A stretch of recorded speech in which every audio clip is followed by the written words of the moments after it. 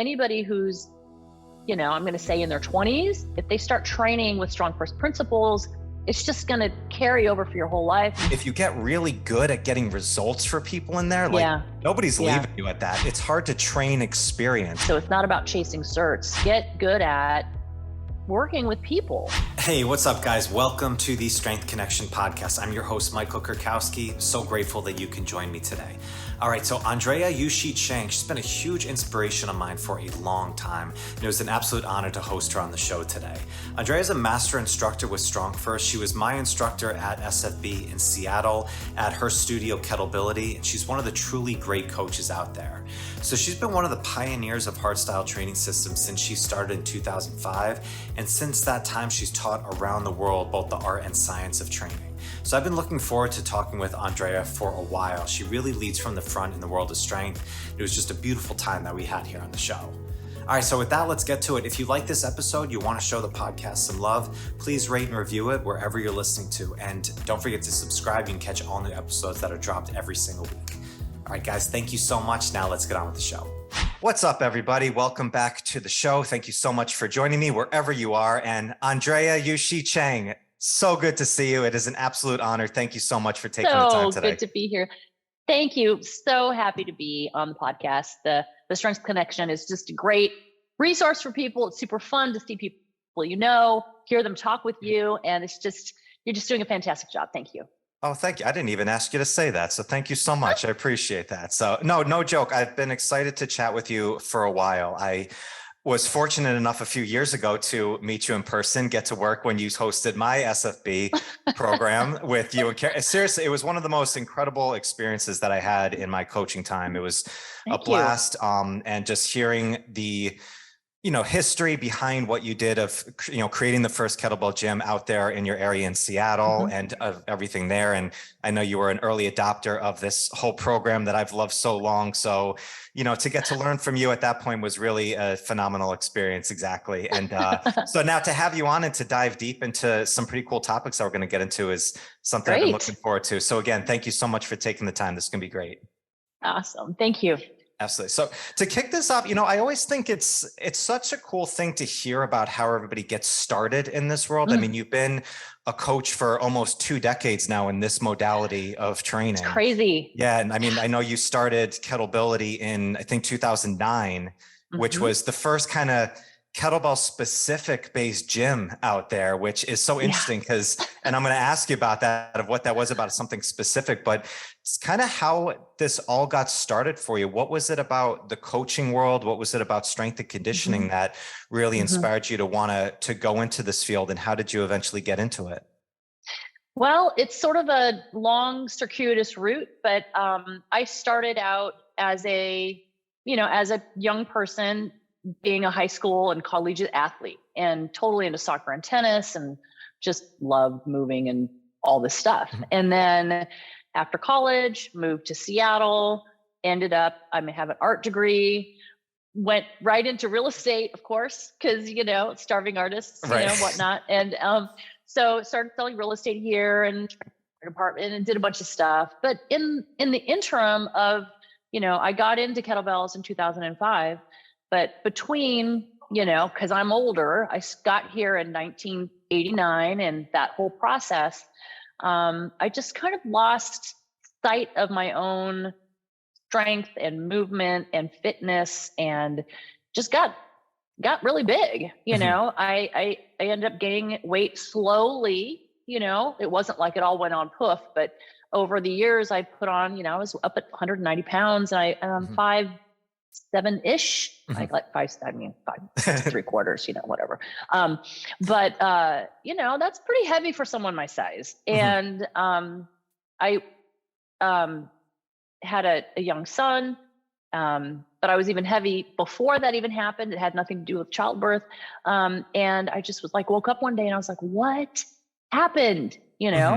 And so I called my childhood friend, Zar Horton, and who's a Strong First master instructor. And at that time, he's always been into fitness, always been in the fire department, helping build their fitness programs and stuff. And I was like, if anybody can help me, it's going to be him. So I Yeah. called him. I said, what do I do? And he goes, well, it's a good friend. It's a good friend to have on speed dial. It's a good friend to have. Yeah. That's right.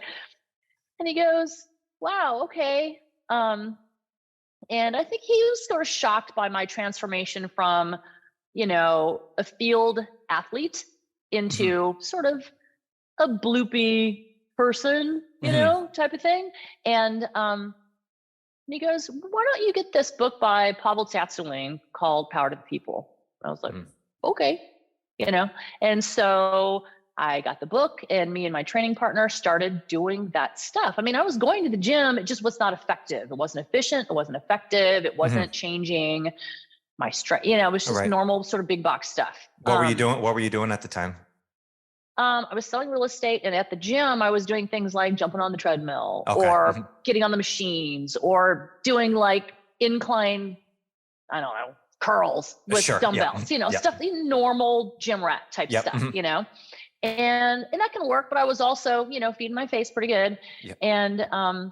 And so me and my training partner started doing the stuff. So we started breathing weird. We took our shoes off. We started using the barbell for everything and doing side presses and, you know, stuff, you know. And she's actually in the fire department, and she got wicked strong. And I started dropping body fat like crazy. Okay. And within 6 months, I had lost 45 pounds of body fat, maintained my muscle mass, and kind of like changed my life. You know, I was paying attention to what I was eating.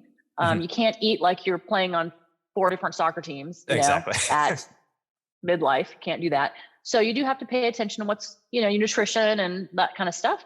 But, you know, with some, you know, just some eating healthy, but not a huge emphasis on that, but just training in this new way really changed my life. And so for my birthday present to myself, I decided to go, and Zara said, you should go to get your well, at the time it was the RKC, get your kettlebell certification. And so I went, and it just completely was amazing. Brett Jones was my team leader. And, you know, I just met all these people that I'm still really good friends with, and that's only grown. And my world just opened up. It was just like, I wanted to do more of this stuff. I wanted to be a coach. I wanted to coach, teach, get up and teach people how to do this stuff, because it had already made such a huge impact for me. And I was having a lot of people saying to me, hey, what happened to you? I want you to help me do that stuff. But I didn't feel confident doing that until I had gone through the instructor certification. So that happened. And then I came back to Seattle. And obviously, if anybody who's listening has gone through a Strong First or a kettlebell certification weekend and that kind of stuff, you're so pumped, and you come home and you just kind of go, oh, I miss everybody. I know, it's, you know, the dopamine switch, the pendulum swings. Yeah, exactly. And so, so I started teaching group classes, lots of different places. I did a little bit of personal training, had some students, and then that started to grow. And I had a couple of different locations. And then I was teaching a bunch of stuff outside in the park, and then it would get dark because the time zone would change, and I found an indoor place. And then finally I was just like, if I don't find my own location, this isn't going to be able to grow. And somebody else is going to open up the first kettlebell gym, and that's going to really make me mad, you know? So I found this location. At the time I was still selling real estate. And so I was able to find a location that I could grow into, hopefully. And that's kind of how it started. Wow, that's awesome. That's really cool. Yeah. When you were doing, so in your training, because Power to the People is very barbell specific on that. And then you went into kettlebells. When you were doing that program, did it, obviously the results came, and that's like a quick buy-in, I'm sure, like in the mindset, but did it feel kind of like, this is something very different that I've never done before? Like, did you kind of see like there's something different to this system right away? Absolutely. And it's down to even the simplest of things, with there's just like failing with integrity, which is something that we talk about at our certifications and our workshops, and hopefully in everybody's practice is, you know, in a big box gym, it's like, how much do you bench, bro? Or, you know, whatever, you're pressing, and you're like pressing, and then all of a sudden you're like, oh, and you fail, and your friend's like, oh, I didn't catch you in time. And, you know, the spotter's not good and all that stuff. Well, all of a sudden we were doing reps of maybe as many as 5 at a time instead of 8 to 10 or 15, that kind of thing. And so it was like ladders of whatever, 2, 3, 5, or 1, 2, 3, or whatever. We were breathing specifically. We were paying attention to our setup. And this was all from the book. This was like self-taught from Power to the People. Yeah. And it was just so radically different, and it just felt like we weren't doing enough. But the other part of it is that by doing such concentrated field practice, it actually was everything that we needed, everything, and then, I saw these things in the gym, kettlebells. And I thought, God, that's a fad. That's just goofy. This guy's walking around with them. And then I saw somebody outside walking around with them. I'm like, that's ridiculous. And then I went home to visit my mom, and Zar was like, oh, this is so great. Good for you. You're doing fantastic. I think you're going to really like kettlebells. And I'm like, okay. And so at the time, he had sort of a home gym before he had started Firebells and moved on to what he's doing now.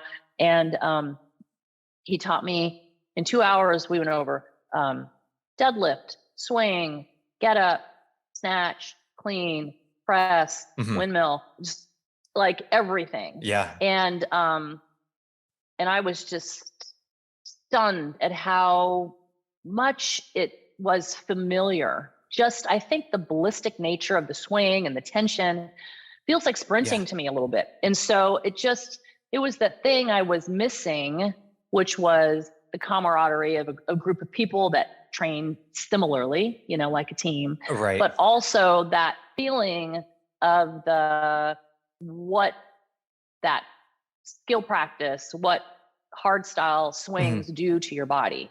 And it feels like sprinting to me. And so I just was just like, wow, this is great. And on the way home, I got out and ordered my first kettlebell. She's still right over there. Yeah. And in the huge group, we have like over 300 bells. Yeah. And but I know which one it is. And and that just took me into that next place. And I started, trying to get people to come in and do workshops at the studio, and started bringing people in and trying to be the focal point. I reached out to the other people who were also kettlebell instructors in the city and tried to build a community here. And then I started, I would go to assist at everything I could assist at. Just paid my own way, wanted to be a squeaky wheel and just go and just drink up the Kool-Aid, because every time you go to an event, I maybe you feel this way too. If I can come back home with 1 or 2 new nuances or things, it just helps open my coaching up to that just better, It is. Yeah. And we're going to get into that 80-20 a bit, but I think the same thing I always, thought from the certifications. I've told this story, I think, on the podcast before, but when Brett came to my gym in Clifton Park it was, I think, the first FMS level 2 workshop. Oh, wow. And it was a small workshop. It was just my team and maybe 3 or 4 other people nice. from around the area. And one of the guys that came was an RKC at the time. And, Brett was a master RKC. And I was kind of known as the kettlebell guy because I liked them the most. I didn't know anything about the system. And it was I think it was Sunday before we were getting rolling, and some people were just there in the morning time. And I just asked, I was like, hey, could you take a look at my swing? Thinking I was going to show off in front of the master instructor. And in 7 minutes, Brett and this other coach, killed me with a 16K bell by just tweaking things, by just actually getting the ballistic movements down. And I was pouring sweat at this time. And it was that first thing I was like, oh, wow, I don't know anything about this system, which is, it actually, some it could feel almost deplete. I was like, oh my God, there's so much I can learn from this system. And it was that there's that depth to it of you have to, those little details. And actually when you get them down and actually see it, and you see the progress of it, it was the first time it was so different than just getting a good workout in. It's you felt you were getting better in a skill set. Yeah, I know. It's pretty amazing. It was interesting that you say that because in March, we have the first Strong First Level 1 certification, kettlebell certification in Hawaii, which I think is going to be super fun. But I went out a couple weeks ago and worked with Zaine Salerno, one of our Starfish instructors in Hawaii, to run some workshops for Oahu to see if we could sort of build some interest and, bring strong first principles and stuff out there.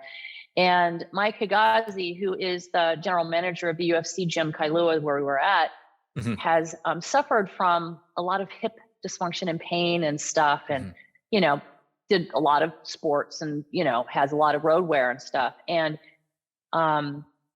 after the weekend, he's like, I haven't trained my lower body in the way that we trained this weekend for so long, but with no pain, no discomfort.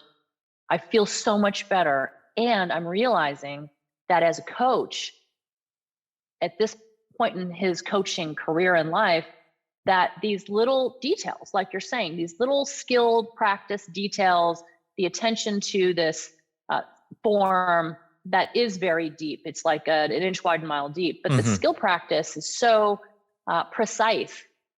But also, if you work into that precision, you can change so much about how your body moves and what you're getting out of it. And since then, he's been, he's preparing for the cert, and he's just like, I can't believe how much better I feel.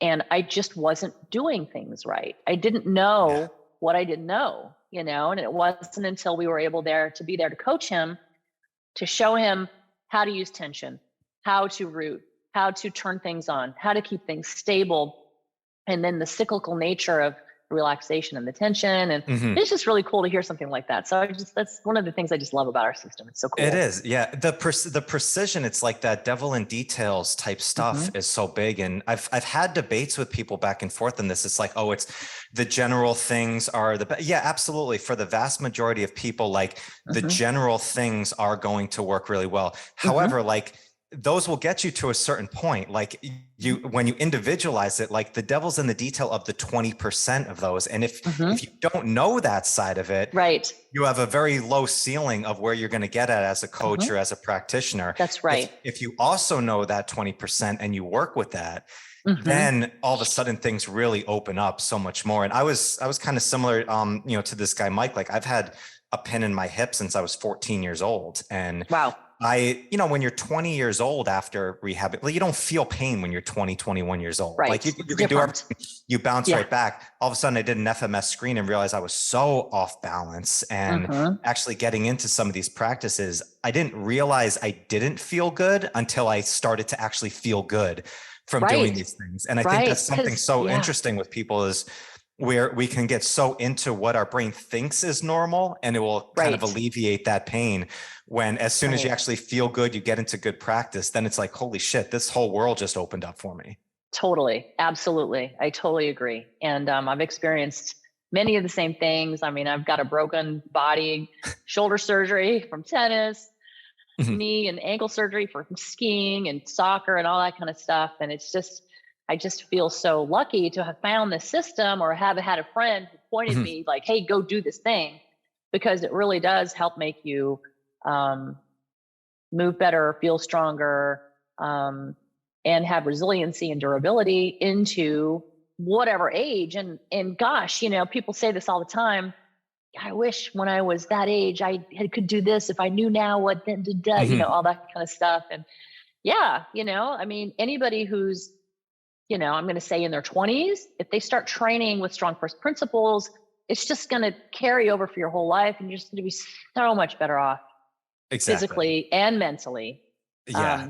Training in this way. It's really cool. Yeah. So when you opened up Kettlebility, and this is back in 2009, and it was, like you said, it was the first specific kind of gym for this modality of training. What was that like when you guys first got started with it? Like when people come in, did people know what kettlebells were? Was it a big kind of learning curve for people to come into? What was that process of building up the business like, if you can bring me back? Yeah, well, it started it still is very organic. I mean, we have Instagram and Facebook and, a YouTube channel and that kind of stuff. But if anybody's been on it, we try to put stuff on there, but it's really what we do in here, type of thing. And so it started very organically because I was running a bunch of group classes. And at a certain point, people started to become aware of there's a kettlebell class going down at the park, and so after a certain amount of people were ready and able and willing, I knew I had to find a space where we could be there all year. I didn't have to like go inside, go outside, it had to be, I also didn't want to have to take the kettlebells in my car everywhere anymore, type of thing. We needed a home. And so, I did a lot of outreach to gyms and read a bunch of information on websites and talked to experts. And basically everybody said, it's not possible. What you're doing isn't possible because this thing is so, they didn't even use the word boutique back in the day. It was like, what is this thing? What are you talking about? You're going to do what? No one does that. People were all into like boot camp style or big, huge stuff in gyms, and so I said, but this is the only thing I know, this was my entrance into the fitness world was just through Pavel Tsatsouline and his principle system. And so I was like, well, I'm just going to take the classes inside and we'll see what happens. And we started having workshops. And so it kind of grew organically that way because I didn't want to do anything else. I would go to other gyms and different shops and see what they were doing. I'm like, it doesn't make sense. I learned from Pavel, this principled system, this system works. Look at me, look at the people I'm working with, and then look at what they're doing over there. No disrespect. That's all good. Everyone's having a great time, but I can't do that.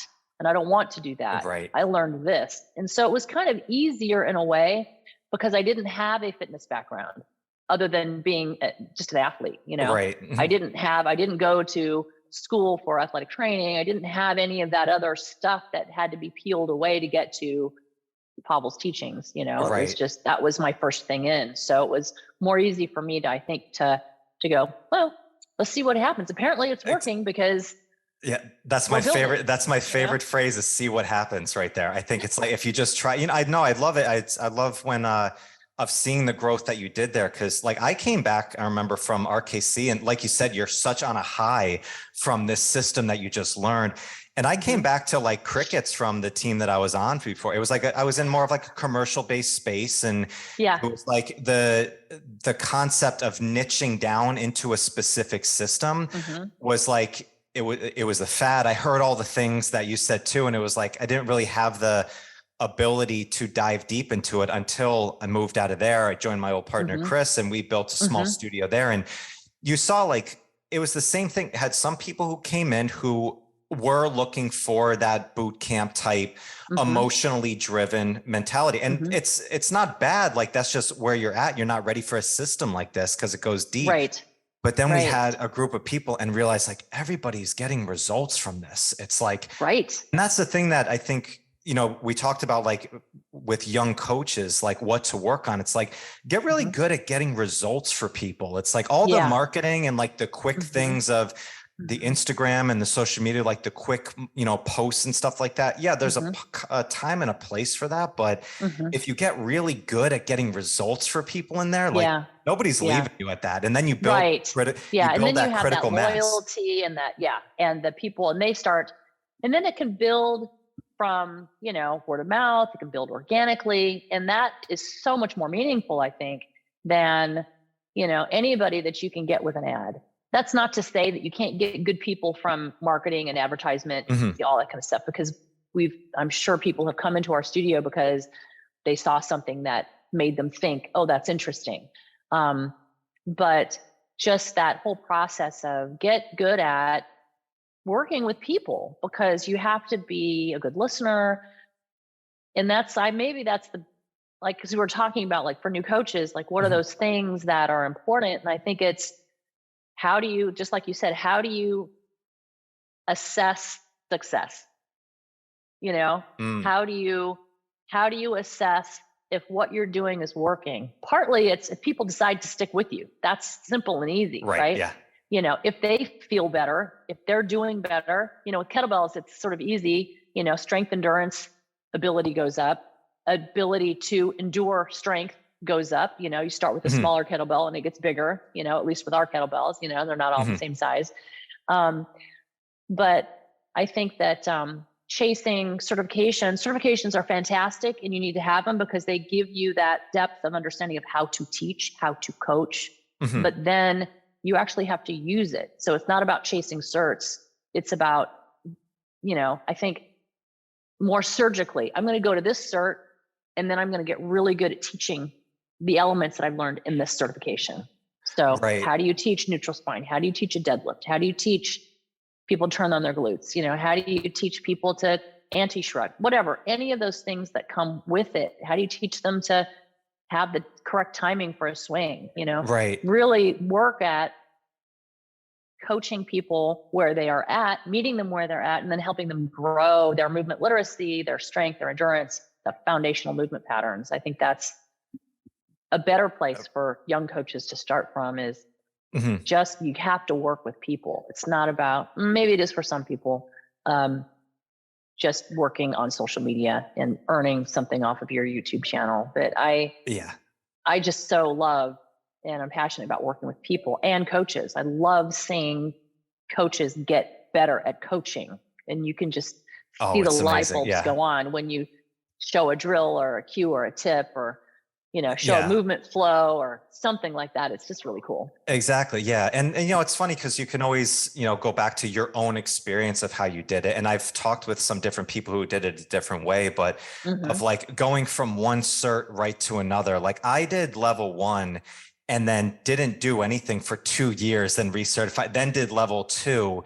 And I'm like, in hindsight, it helped me a lot because I didn't overload so much more new information and kind of went deep into just learning like the 6 deep movements, like got really good at assessing swings, assessing snatches and stuff. And then got into level 2, then went into SFB, and so on and so forth of building up.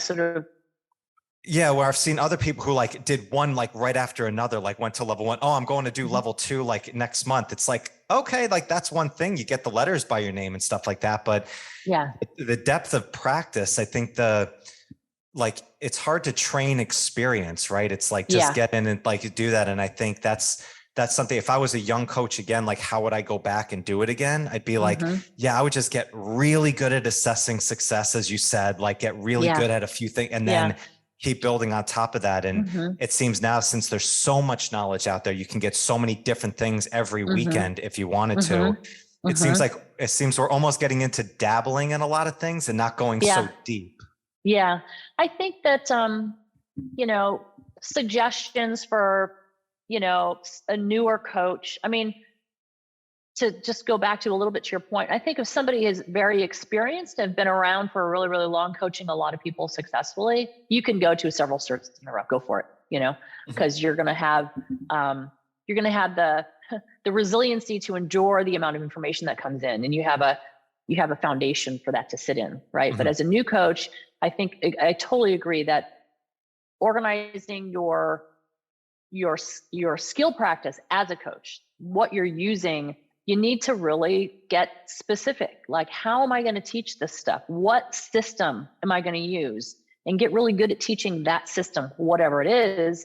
And then you can start to add in things that are going to help people be more effective or more efficient or safer when you're teaching them how to do the stuff, right? And so I think that for new coaches, how do you assess success would be find an assessment tool. We use the FMS here. The FMS is a system partner for Strong First and for Ground Force Method and several other places.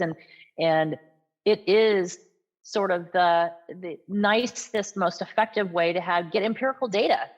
What do I need to keep my student away from? What do I need to move them towards? What do I need to fix? It's easy.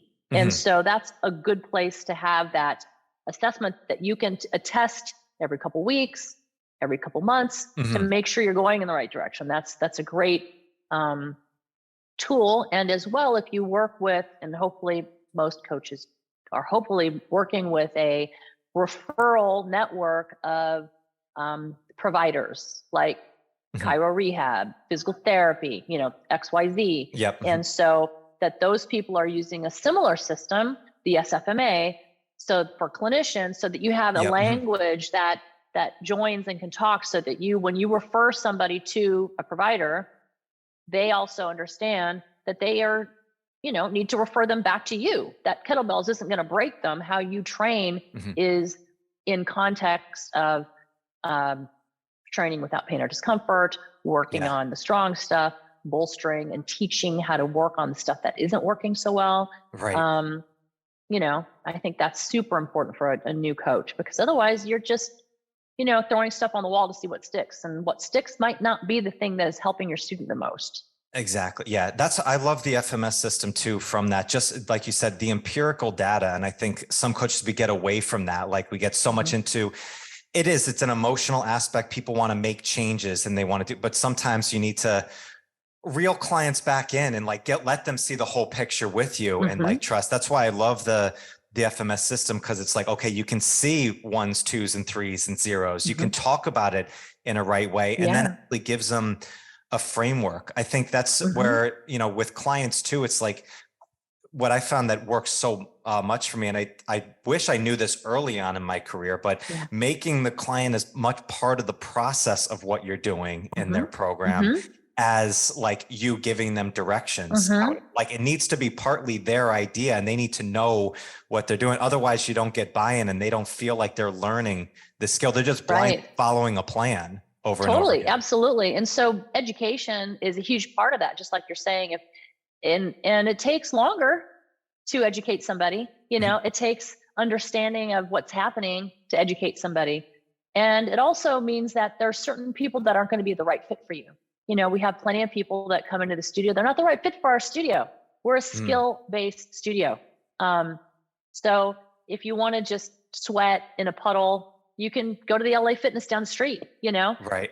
Great. Go do your thing. But if you want skilled training that's going to integrate your body and your mind and your movement and work on balance and, get some nutritional coaching that isn't crazy, and all that kind of stuff, you're going to come here and we're going to do something that's a little different. Yeah. So and niching down into it, I think that's something as a young coach, like when you're first starting out, you think like, I want to work with everybody. I want to do everything for everybody at once. It's so cool. You kind of found this niche early on in your career of building it in. It's almost like you said, I only had this. Sometimes the ignorance is, but I don't know anything else. So I'm just going to do this. I'm like, I think that's, so beautiful of going in there. So you did this. And I mean, you've worked with FMS, ground force method, Z Health. I mean, with R2P. Training for warriors. I mean, gone to like, all kinds of stuff. I mean, being a forever student, I think, is super, super important. And going places and even doing things that you're like, I'm not sure if I'll ever, I got something out of that, just whatever, a certification that you're like, well, that's kind of, but it's here in town. I have time. Let's go do it, because maybe you're going to find something interesting out of it. And oftentimes you'll find something, I think all that stuff is helpful. Yeah.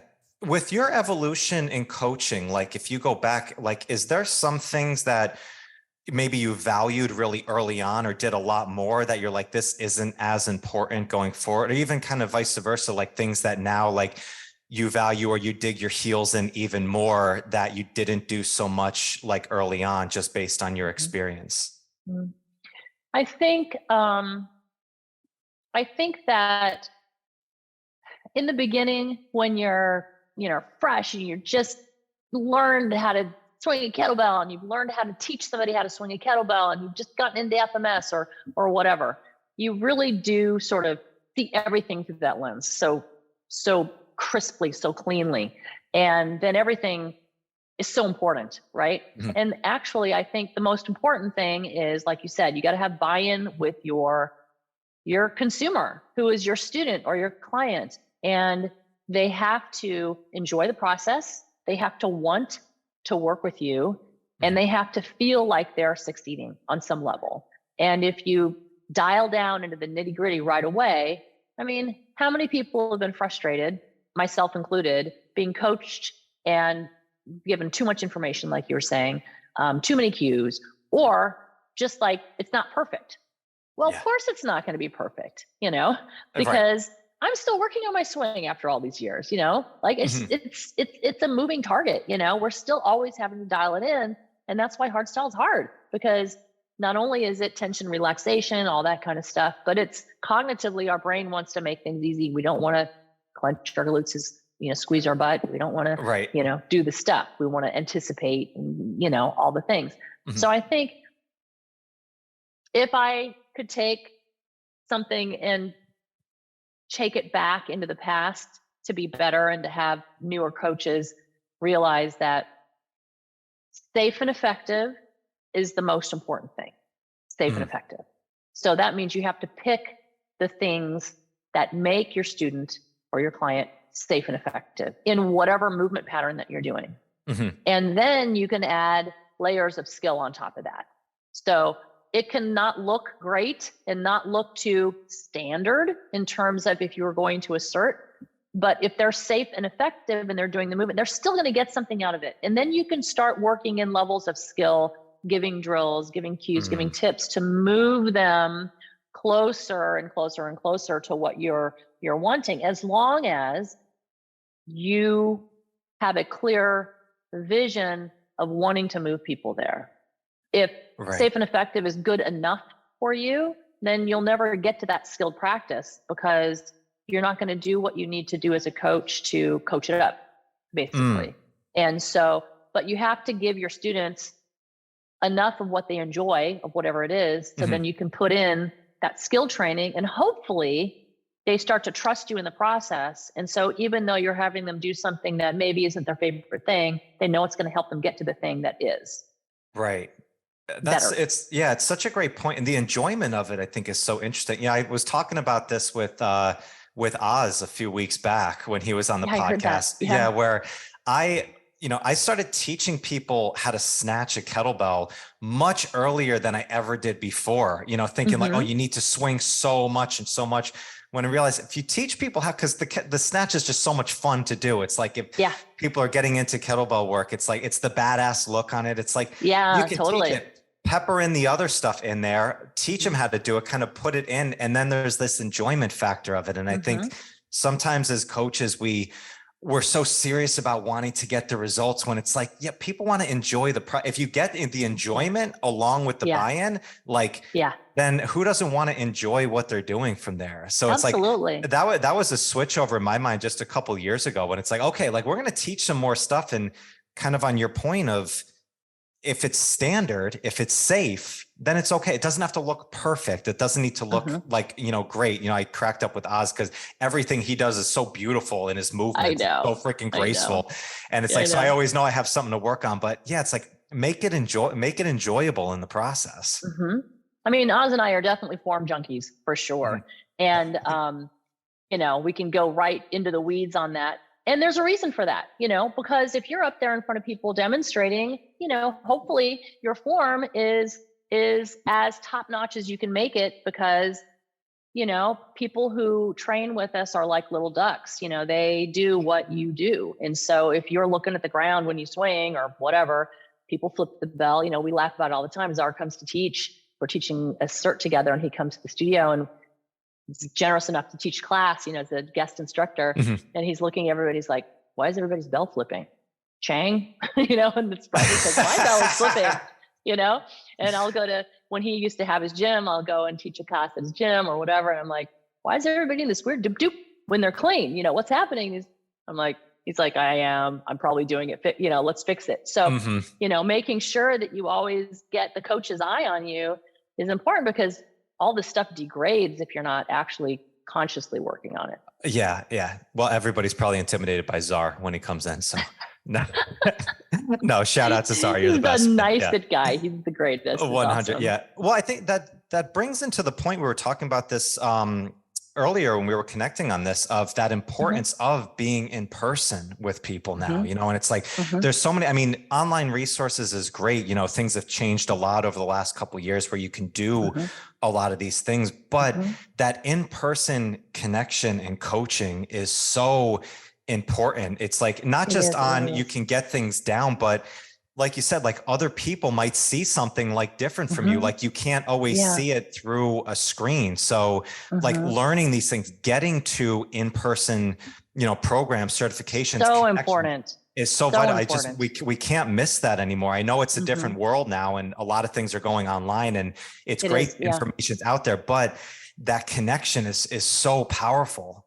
Right. And, you know, it's not only just the interpersonal connection between you and other people, and we can call it networking or community building, but it's also like, if you're a coach, you need to be watching other people coach as much as possible, because watching and learning from other coaches, you're going to get so much. And that's why if I can get to an event, I try to get there as much as I can, because if I haven't seen somebody coach, or gosh, I'll always go, you know, be a part of anything Brett's teaching, or Pavel or anybody, whatever, because I'm going to get like, how do they communicate? What are they doing? Yes. How are they doing it? You know? And then I'm like, oh, what resonates with me? How can I use those things and make them my own thing with my own personality? Because you can't just copy somebody else. You're going to take the information, you're going to put it through your filter, and then you're going to come up with your way of saying it. But maybe that seed, that kernel of information that you're sharing comes from somebody else. And hopefully you give justice, you know, give them credit and all that kind of stuff going forward, as we try to do our best to do that kind of stuff. But I do think that in another aspect, like you cannot do that online. Can't do it online. And even though, you know, hands-on, moving people around is, you know, we try not to do that. We try to give, you know, more visual or external cueing and not have to put our hands on people. There is nothing better than being in a room of people and seeing all different shapes and sizes and age groups, learning how to do something and seeing how different people learn differently. And so as a coach, you don't get that on an online instructor certification. There's no possible way for you to get that sort of broad swath of, you know, even with 10 people at a certification, like you were saying that the FMS level 2 for you guys was a very small one. Yeah. Even with a small group of people, you're going to get intense feedback on your own, how you're cueing people, what you're seeing, the coach's eye.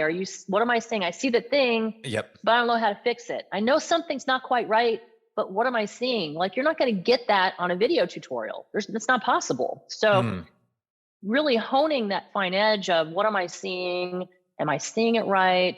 How do I fix it? What do I fix first?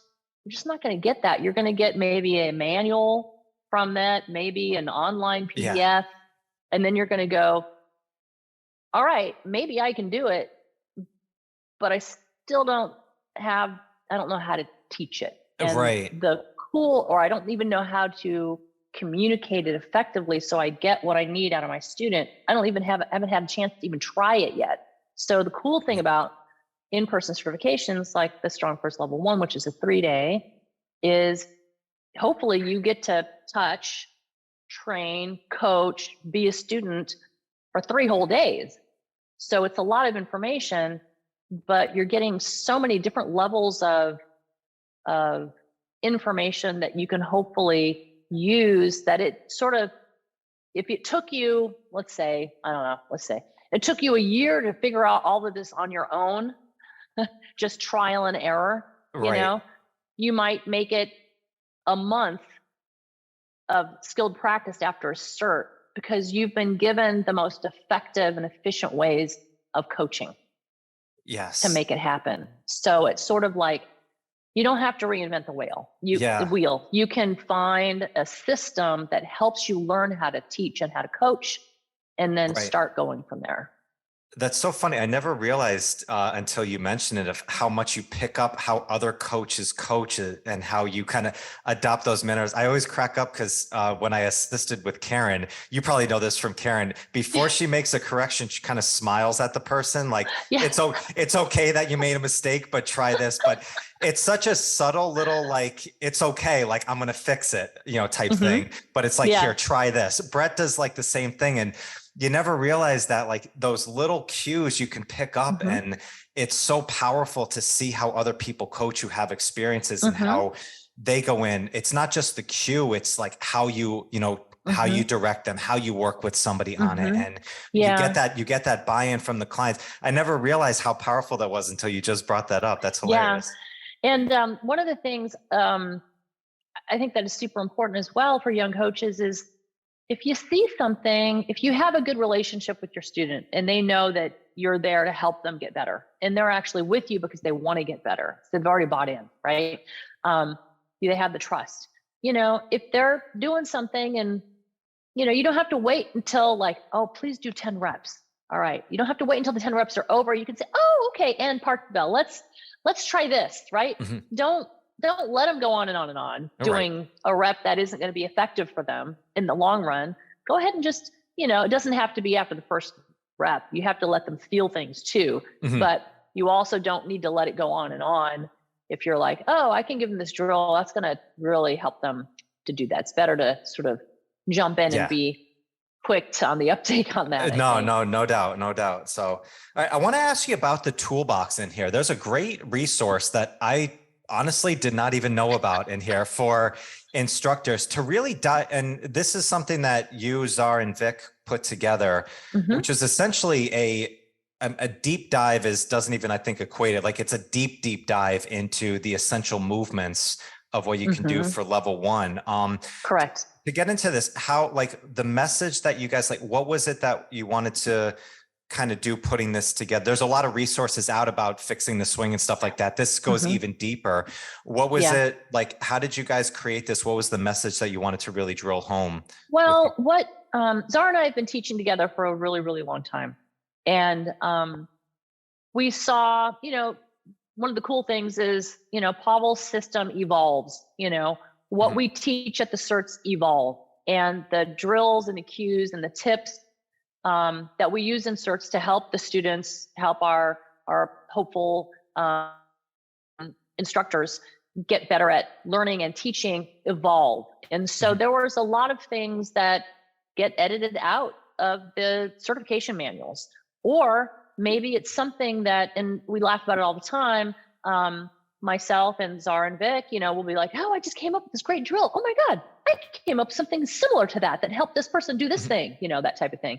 And so we collated what we call the lost teachings, from all the different instructors that we've seen over the years, all the different sort of go-to drills that we've created and come up with on our own that help expedite learning.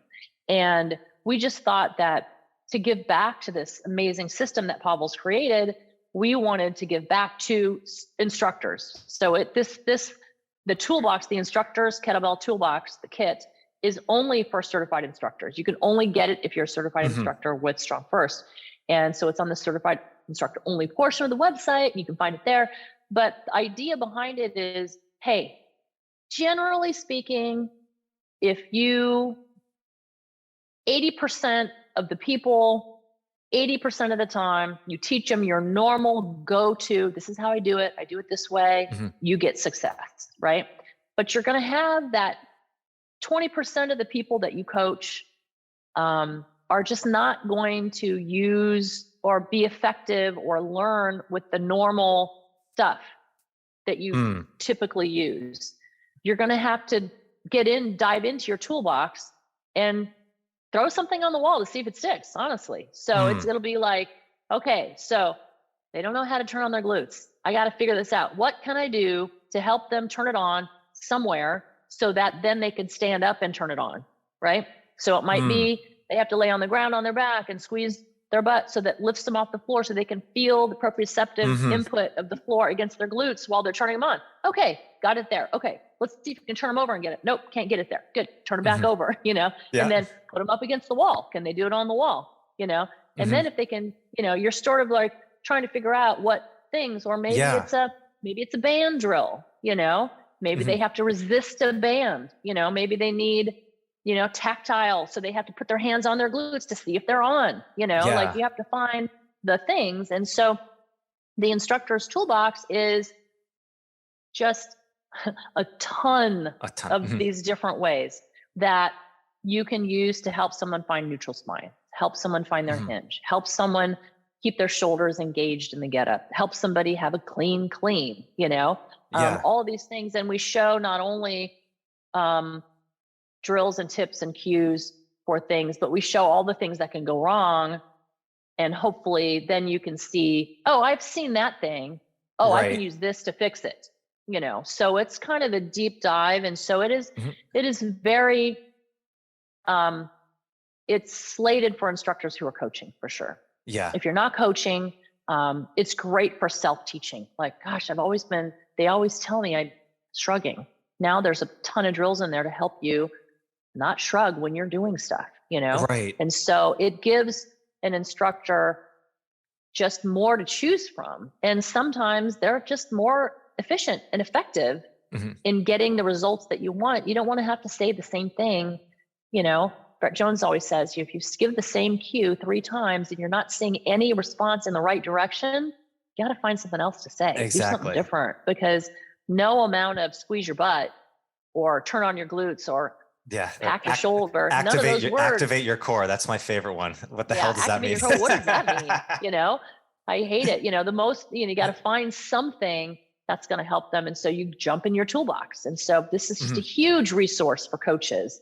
And we wanted to give it to the Strong First community because we believe that we are some of the best coaches out there. And it generalizes to everything. It doesn't matter what you do. If you play football, if you're a swimmer, if you're a, endurance athlete, if you're a mom coming back from, a C-section, if you're a grandmother who wants to get down and up off the floor, if you're somebody who's dealing with osteoporosis, XYZ, it's like our system it's just so amazing on how it helps change people's lives. Yeah, no, I love that because it's, I think too, sometimes we can fall in love with specific cues when they work for a few people in a row. I remember when I started doing FMS, this is like 15 years ago, I was almost like hoping someone had a shoulder issue because I knew how to fix that. It's like, I'm going right to that all the time. And it's like, but the more access more things you learn and things you can, I love that, pull out of your toolbox. It's like what's available and what's accessible. It's like, if you have these things accessible to you at all times, you can pull it out. It's almost, it's that lost art of just learning for the sake of learning. I think often as coaches, we're always thinking, oh, how can I apply this right away? It's like, maybe you won't need all of these, at all times or ever, but learning them, having access to them, it just keeps you so sharp. It keeps you sharp. And then the other cool thing that it does is it hones your eye, because I think if you don't see things, well, first you have to see things, right? Am I seeing something not quite right? Don't know what it is. Then you have to be able to collate that information and go, I saw the thing. What is it that they're doing? How do I fix the thing? And it might not be the fix that everybody would do on that. It might be because, I see it all the time. Somebody's, flipping the bell or using their upper body too much or whatever, that kind of stuff in the kettlebell swing. And it's because they're actually disconnecting in the wrong place. So the sequence of their timing and their tension is incorrect. So they're having to scoop or they're having to use their upper body because there's no other choice for them physically, because physics is physics. So you actually have to help them understand what the sequencing is. So it might not be, loosen your arms. Well, it's not going to make a difference. That's not the thing. So honing into, I see something, I'm getting more and more aware of how what I'm seeing is either right or wrong or more skilled or less skilled. And then now what do I do with that information? I got to figure out what is the choice that is going to give me the biggest bang for the buck. And so honing your skills by widening your toolbox, watching other people work, practicing your skills in a bigger setting that's about coaching, like certification, is huge for taking you to that next level as a coach. And, we've had many people choose to come to our certifications, even though they could do an online one, to come back as a student, not to assist, but as a student, because the whole process is different the second time around or the third time around. And we just are always honored to have people come back and go, oh my God, I learned so much more.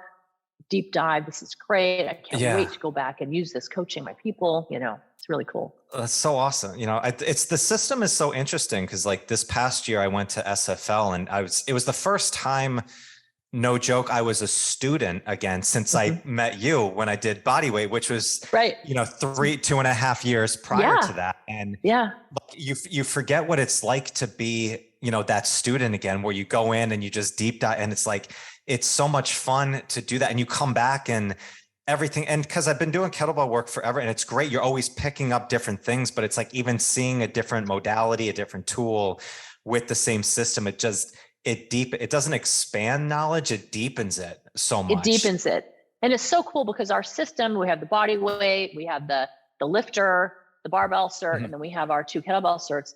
They're so conjoined, everything is so refers, the tension helps you learn how to be tense over or under a bar, the breathing principles help you get stable so that you can push your body against gravity and keep it solid. It's so cool how they just interconnect and support each other. It's really wonderful. Wonderful. That's awesome. So there's going to be a workshop for this with the Toolbox. Is that right? There is. So this Saturday, and if you're a Strong First certified instructor and you have a current certification, you should have received, so check your junk mail, an invitation to the coaching workshop with Brett and myself this weekend. So that's this Saturday. And it's 7:00. It's early for me, Pacific Standard Time. It starts at 7, but it starts at 11 o'clock because you're East Coast, right? Yep. So it's 11 a.m. your time. And it's absolutely free for Strong First certified instructors. There's a link, you go in there and, it's a 3-hour workshop, I believe. Wait, 2 hours? 2 or 3? 2 hours. 2 hours. And we're going to dive into sort of that 80-20 rule and coaching for coaches and the instructor's toolbox. And I'm going to show some, 1 or 2 or 3 different sort of specific drills for all of the 6 movement patterns with, we use foam rollers or bands or stuff like that to help feed that proprioceptive information for your student so that they can feel what you want, so then they can do it with the kettlebell. And so It's just super effective. And I'm just so thrilled to be able to present this because like you said, you're like, I didn't even know that this thing existed. And, we've had it up and running for I probably just went up on the instructors only portion of the website right before the pandemic, and so we're just trying to get the word out for everybody because it's just not, it's only for Strong First instructors. And so it's not like, I had somebody say, hey, I was an instructor. I've let my instruction, I wanted to get the Toolbox, but I've lapsed. I'm like, well, have you thought about attending a cert and re-upping your, type of thing. So, we know it's a great resource and it's also fun when you see all this stuff. And then hopefully what it does, it spurs you on to be creative when you're drilling and you're like, oh, this worked. I wonder if this would help. And then you come up with your own drills that help. And that's super exciting because that ownership of the skill set means that you're being creative, and that's doing something else as a coach, which is phenomenal, which is figuring out your own, because if you own the principles enough, you should be able to problem solve with your student to find something that's going to get in so that they can feel what they need to feel to do the thing. Exactly. Yeah. I think it's such an important part because like every cue and all these things, like it happened because someone was in a creative mindset and they were trying some stuff out, and then you work it a little bit more. It's like nothing was all just given to us at one point. Somebody, got in that creative mindset and just being within that kind of space where you can allow yourself to be open and explore and find some things. Like the deeper you go into it, it's just the more you solidify, the aspects of coaching. And as a coach, if you're the person that people go to get fixed, I mean, that's a cool place to be, right? Exactly. And if you, there's plenty of people that we work with here at the studio that have bodily issues, right? Their knee doesn't bend the right way, or they have a shoulder injury, or they're dealing with a back issue, or whatever. There's ways to help them move and get stronger, and hopefully either support this thing to help it dissipate and go away, or to allow them to do what they can do with the progression or regression of something to help them be as strong as they can be given what they're dealing with. And so that also is important as a coach, is what do you do for people that don't move normally but want to move and get stronger? You got to have a huge toolbox, and you have to be creative in your ways of helping them achieve strength. Yeah. I love it. Andrea, this has been a blast having you on. Seriously, thank you so much for taking the time. Thank you. This has been so great. And I'm going to have you back on for round 2 so we can keep this rolling. That would be great. Oh, we can talk about all kinds of stuff like rolling around on the floor, and absolutely, because we didn't get to talk about GFM at all. We'll dive, we'll get into all that good stuff again. So again, and I know a lot of instructors listen to this, so they can check out that workshop, Kettlebility in Seattle. If you're in that area, go check it out. Andrea, thank you so much. Appreciate it. Thank you so much. Thank you so much. Listeners, have a great day. I'll catch you on the next one. Bye, guys. Thank you so much for joining me today. I hope you found some great value here. And if you like this episode, please drop a comment and leave us a 5-star rating and review. It does more to build the show than you can imagine. And do not forget to check out and join the Strength Connection Facebook group. In this group, I share the biggest takeaways and lessons from these amazing conversations, as well as training and strength tips for pursuing mastery and fulfillment in life. This group is filled with individuals looking to take full control over their strength, and it's the perfect space to explore new ideas and to share your journey. And you'll also get exclusive access to these Strength Connection Mastery seminars. It's a deep dive into the physical, mental, and spiritual training that you can begin using immediately. So do not wait, go now. Seriously, go. All right, much love to you. Thank you so much, and I'll catch you on the next one.